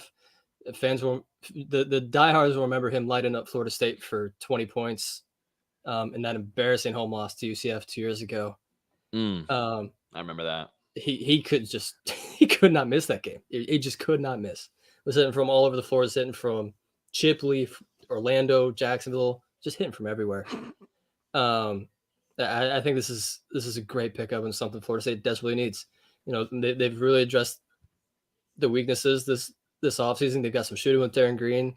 They got some rebounding and shot blocking with Jalen Gainey, and they're still going after Norshad Omier, who seems like he had a really good visit this week. I know he's visiting Georgetown, I think this weekend, and then Texas Tech the following weekend. May have him backwards, but Florida State really likes where they stand there right now. If you can get him, that's another guy that's a walking double-double. He's averaged 18 and 12 for his 2 seasons. Great rebounder, great shot blocker, great defender. No, he was Sunbelt Player of the Year, Defensive Player of the Year. If you can get Omier with Darren Green coming in and Jalen Gainey coming in, that team next year looks a hell of a lot better than it did coming in this offseason, knowing really about to lose Polite, really about to lose Malik Osborne. What's this team going to look like with a whole bunch of young guys? But it's not looking that way right now, especially if they can land Omier. Who's the kid that chose UConn? Naheem Aline. He came to campus. He came to Florida State's campus, I think it was Monday, and then he ended his visit early to go to UConn for a visit. So once that happened, I was like, this isn't happening. That was the guard from Virginia Tech, another 3-and-D guy, averaged 9 points, shot like 37% from 3. He would have been a fine addition, but I think if you get Omier instead, nobody's going to complain whatsoever. Yeah, I don't know baseball, but I do know basketball, and Darren Green is a tremendous pickup for Florida State. One thing they really lacked last season was that consistent three-point threat, and I think he's going to give you that. Austin, I know you mentioned his defense, but with the way this coaching staff stresses that end of the floor, I don't think – his defense will definitely move up a couple of notches. And you said it, he was crucial in UCF's upset of Florida State and Tallahassee back in – what was it? December of 2020, hit 6 of the 9 threes that UCF made in that game, and just a tremendous pickup for Florida State, especially with how they're starting to get involved in this transfer portal now. And I just feel like Darren Green and I will be linked forever. So hope he's a good player. The night he did that to Florida State was that was an upsetting day. That was the day I got engaged. So I feel like we'll just be linked in a ring of harmony for the rest of our lives. What the fuck? And Florida State's landed 2 of the 30 best transfers on the market so far in Gainey and Green. You land Omier, you get 3 of the best 30. That's best case scenario right there. And I'm ignoring Dustin as much as I possibly can. Please do. And I see some commenting, so he's going to blaze him like Savoy. He's arguably better than Savoy just because he can do it off the dribble. PJ was almost strictly catch and shoot. Very rarely did he put it on the floor. And I don't know if people remember, PJ really struggled his last season at Florida State. I think he only shot like 31, 32%.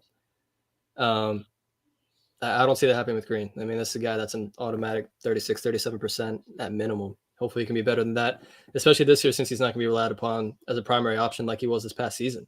He's going to have guys like Matthew Cleveland and Caleb Mills to play off of. So if anything, he takes more high efficiency, better looks. I'm liking this. Getting prepped for the next season because we are still dialed on basketball. We forgot what happened last year and acting like nothing even happened. And the transfer portal is something that I feel like is FSU's first true time. Yes, had past experience there in history, but I feel like this is a pivotal time where we get to see now basketball jumping into that transfer portal, which is going to be fun to watch. And it's big that they're getting proven guys, with a huge young recruiting class coming in. The fact they're getting proven guys with a lot of experience in Gainey and Green, guys that have played 2-3 years and have produced at a high level where they're at. That's something we haven't really seen Coach M do that besides Caleb Mills last year. Will there be a more dangerous duo than Green and Tom House? Is the question. Best shooting duo in the ACC. On the perimeter, will there be, House and Green just popping threes left and right? Best shooting duo in the ACC, no question about it. People sleeping on House. I'm going to say it. People are sleeping on him. He's probably not going to play much this first year, but people are sleeping on him. Yeah, and I feel like the transfer portal has changed a lot of the way that Florida State operates, because you just look at Leonard Hamilton, and he's been doing this for a long time, and the transfer portal is relatively new. And throughout his career, I think the strength of his teams has been bringing in guys, developing them throughout 3 or 4 years, and then having success with teams that are led by veterans, guys that have played a lot of basketball and are experienced. And now I feel like you're almost getting away from that, and you're having to look at this as a 1-year thing. You're building a team for 1 year, and then the next year you're probably going to have to do the same thing, dip into the transfer portal, do different kinds of things to retool your roster. So really college basketball as a whole, I think, is changing. We have to credit him for continuing to adapt. I mean, we've seen it the last 10 years where he's gone from twin post system to, 4 out, 1 in offense to now we're seeing a lot of 5 out offense these last couple of years with Malik Osborne playing at the 5, stretching it to 3. We've seen him go from a guy that, pretty much relied upon developing guys that those juniors and seniors are the ones that matter most to, these last 5 years, you're getting 5 stars that are coming in and playing right away, and Bacon and John Isaac and Scotty Barnes. The list goes on, Patrick Williams. And now you're seeing him adapt again with this transfer portal. With so many coaches stepping down just in the last year, between Coach K, Roy Williams, Jay Wright, the fact that Hamilton's continuing to adapt in, his mid-70s is pretty incredible. Not that it ties to FSU, but what do you think of the kid from Memphis, Bates? I don't know. No, I'm not saying tied to FSU, but yeah, I know. That's just a whole weird. Yeah. Reclassifies, and I'm never a huge fan of basketball players, especially reclassifying. Mm-hmm. A lot of times they're just not ready. We see it work out every so often, but this wasn't one of those cases. I thought he was way underdeveloped, and he's way overhyped. We've been talking about Imani Bates since 2016, 2017. Guy just says next Kevin Durant. Guy can score from anywhere. Then he gets in a college system, and it's just not right for him. Memphis was a weird scenario. I'm not surprised that he's leaving, given that Memphis just got all those allegations handed down on them that everyone in the world saw coming. I wasn't surprised at all, and I wasn't that surprised he didn't play that well this year. Memphis played their best basketball when he was hurt and wasn't playing. I don't think that's a coincidence. Mm-hmm. Man, this is a pretty lengthy podcast. I was not expecting us to have a 2-hour podcast, but here we are. A lot of good content in this one all around. I like it. If I was an FSU fan, I'd probably come here and rate Nate probably a C+ on the interruptions, but not too bad. Not too bad. It could have been a D. I'd rate you a F- as a host because you're a douchebag.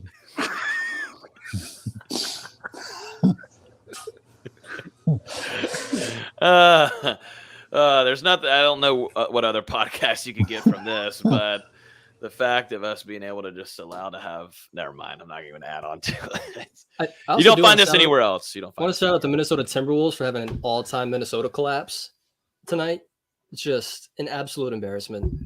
Yeah, what happened? Give us the latest. They were up 20. I think it was 26. 24, I thought. Yeah. It was either 24 or 26 late in the third, and they lost by 9. Jesus, yikes! They were yikes. outscored 37-12 in the fourth quarter at home. Tough scene. All-time Minnesota collapse right there. Yeah, no, that's a major. I wouldn't know what it looks like. How many points John Morant have? He wasn't even that good. He had 16 points. Tough. Glad I'm not betting on that stuff yet. But I am once the spring camp's over and get some more time to lose my money. And I'll probably be doing that. Yeah, I think that's going to wrap up everything. Like I said, we're looking to have 2 2013 national champions on the pod next week because we're expecting to have a little bit slower of a week. Keep an eye on the transfer portal, though. If you guys aren't in the Discord yet, if you're on Twitter, DM us or send us a tweet. It's free to go in. It's free to conversate. And why not this offseason? You're going to have a very boring offseason if you're not in that Discord. I will go ahead and tell you. But if you guys want to join that, it's free to join. Tweet or DM any of us on the podcast here. If you're on YouTube, it's in the description down below. Don't DM me. DM Dustin. Actually, DM everybody. DM Dustin and just ask for the link. But yeah, slide into his DMs. That'll be the first time he's had anybody do that in like 8 years. So go ahead and do that first, and then make sure you hit the subscribe button. We're going to have a lot of content coming back to the YouTube, tons of stuff planned for the next couple of months, and hopefully get some more guests on. But next week, and then on Monday, I promise to God the Rising Spirit interview is going to be going up.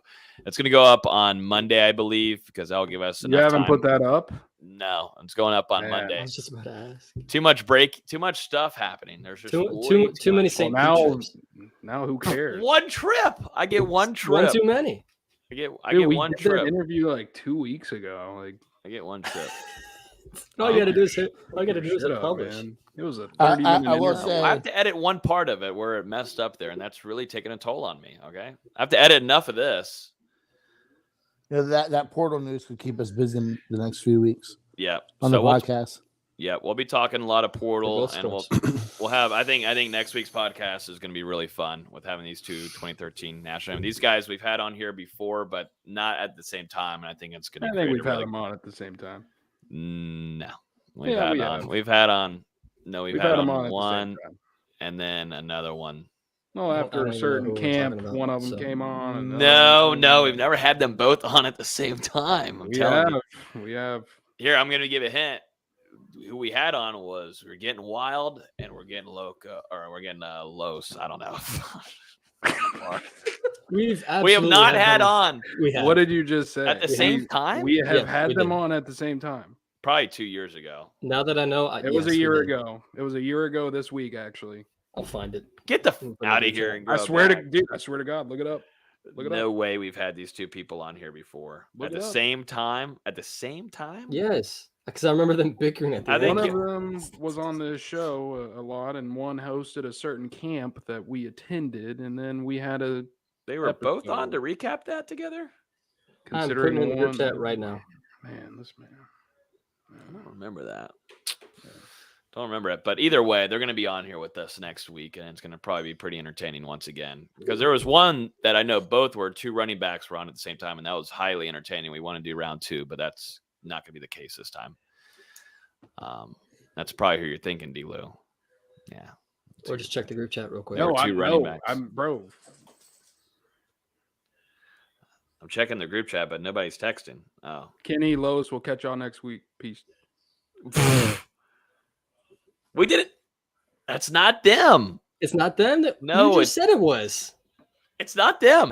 It's a wide receiver and it's a running back. Those were 2 running backs. So Dustin, I'll pull this up, bro. You go do your 10 push-ups and squats. By the way, Nate, Dustin is working out now. Dustin's working out now. His legs are killing him because he did a few squats. Good. That's what happened. Yes, we did have these 2 on before. We've had them both on before, but not at the same time. Yes, we have. No way. You're thinking of two running backs on at the same time. No, We'll Logan. talk about it after we close. Yeah, We'll talk about the post-production. Yeah, Kill kill it. the episode. You just want to get out of here. All right, everybody, enjoy the weekend. We'll talk to you guys next week. Look out for the Rising Spear interview. And I promise it's coming out on Monday. So enjoy that. If it doesn't happen, then I don't know. I have no clue. But yeah, enjoy the weekend. Adios. Peace.